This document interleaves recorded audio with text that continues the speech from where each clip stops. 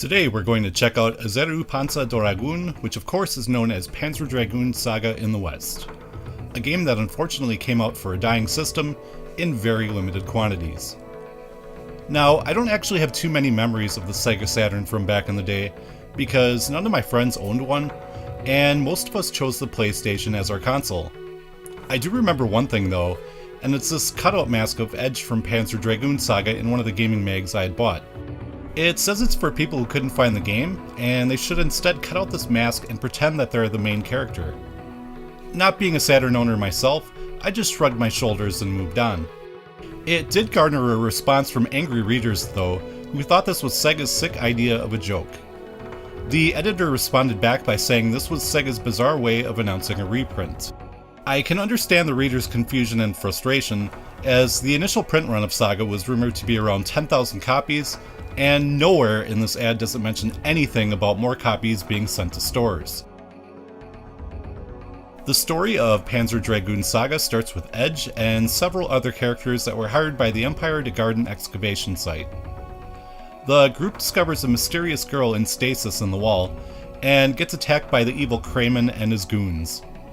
You know when you see a character with awful hair like this that he can't be a good dude. Edge somehow is the only one who survives, and discovers a dragon that helps him in his quest to pursue Kramen. While the story was brief and there were only a handful of important characters, it always managed to remain compelling, with quite a few surprises, especially on the third and fourth discs. Graphics are a mixed bag. The cutscenes probably looked great back in the day, but now are very pixelated and don't look too hot, especially when you're using composite on an HD TV. I found the NPCs in towns to be a bit ugly as well. The dungeons are really nice, however. Some of the areas you explore are rather large, and while there is a lot of pop-in, it is still very impressive. The game controls really well. You may want to use the 3D controller, but I used a Model 2 Saturn controller and it worked just fine. When you're in towns, you can interact with people and objects just like with other RPGs. The way you do it in this game is a little bit different though. You hit the A button to bring up a cursor, and then hover it over something and press A again to interact with it. It may seem kind of odd at first, but you get used to it very quick. This is also how you will interact with things while on your dragon. This game features unique turn-based combat where you have to fly to different locations on the field to take advantage of enemy weaknesses. You will have to pay attention to the zones on the bottom of the screen. Green is a safe zone where the enemy can't hit you. Clear ones are zones where you can get hit by a weaker attack, and red is where the enemy's strongest firepower will be. A lot of times the enemy's weak point will be located within this red area, so you will have to pay attention and plan your attacks wisely. There are 3 ways to inflict damage on an enemy. The first is your gun, which can shoot whatever target you wish within a zone.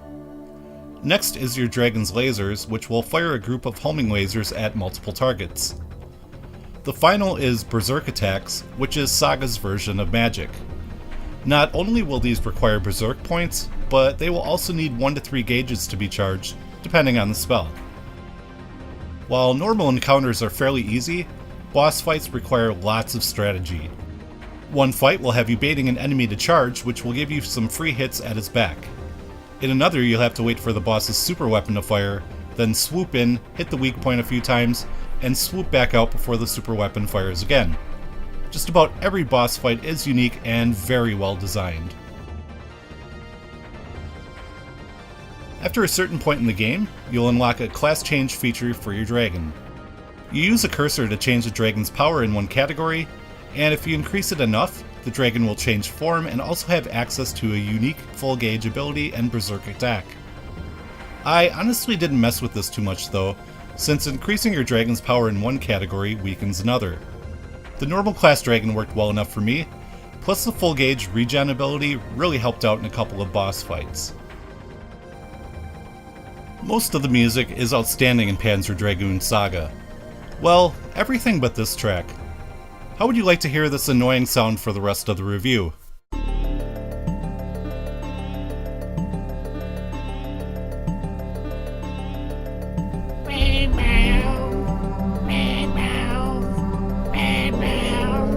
Just kidding, I wouldn't do that to you. The rest of the music sounds great though, and really enhances the atmosphere when exploring dungeons. My favorites are Water Ruins and Holy Chariot. In addition to the great soundtrack, every character and NPC is fully voiced, and each one has multiple lines of dialogue, which is very impressive for a game released in 1998. While this game did get localized for the North American and PAL releases, the original Japanese voice acting was left in each one, with translated subtitles at the bottom of the screen. There is also some Panzerese during the opening and closing cutscenes, which is the fictional language of the series. This game currently sells for over $600 for a complete North American copy. That price will probably never decrease either, since it is a fantastic RPG that is rumored to have less than 30,000 copies printed. It also hasn't appeared on any download services, due to the fact that the original source code for the game has been lost. That leaves either emulation or getting an import version. If you're not into emulation or playing burned copies of games, the Japanese version is your best option at only $15 to $30. If you do plan on getting the Japanese version of the game to play on an American Saturn, be aware that this game will not load up like normally with the Action Replay. Before starting the game for the first time, you will have to input several codes into the Action Replay's cheat menu. Once these codes are entered, they are saved permanently to the cartridge, so they won't need to be entered every time you play.